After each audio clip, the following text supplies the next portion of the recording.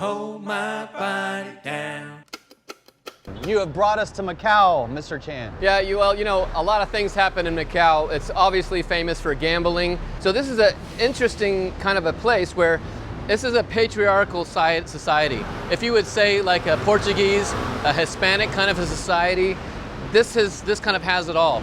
I'd say also a Chinese society is also quite patriarchal. It's a really kind of, it has all of that in one. And you have all of the temptations here, right? Well, so for the pennies, the petticoats, and the power. It's funny, you got the 3 P's, I got the 3 G's. I got the glory, the gold, and the girls, so okay, yeah. Yes. Basically, you can get all of that here in Macau. Not that I've got it myself here, but yes, it's definitely on offer here.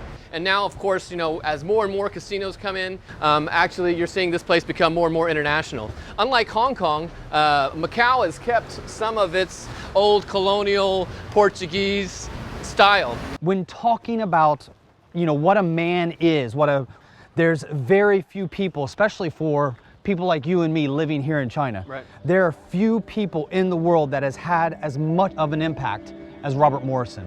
This is a graveyard where Robert Morison is buried. As a man, he led his family, and so you have his wife and his children buried here together with him. This here is Robert Morison's grave, Robert Morison being the first recorded Protestant missionary to bring the gospel to China and translate the Bible into the Chinese language.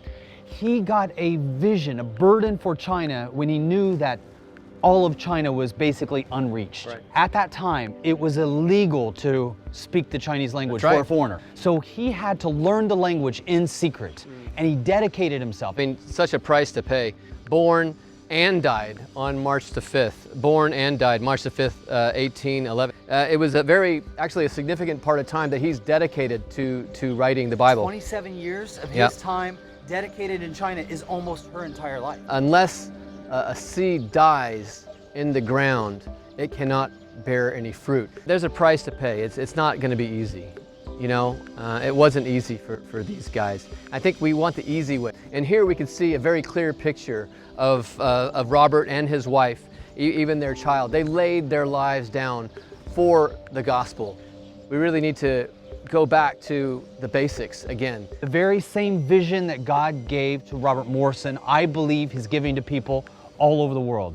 The job's not yet done. Something that I learned when I read the Hudson Taylor story and the biography was that he became like the people there. He kind of put himself, instead of making them all dressed like him, he kind of got the whole quay going. He changed his hair, he changed the outside. But what else can we change? What are the barriers? What are the boundaries that are blocking you and I from actually surrendering all? And I think, you know, let's not waste time. We can see each one of these graves. There is a date right here of born, and there's a date right here of when they died.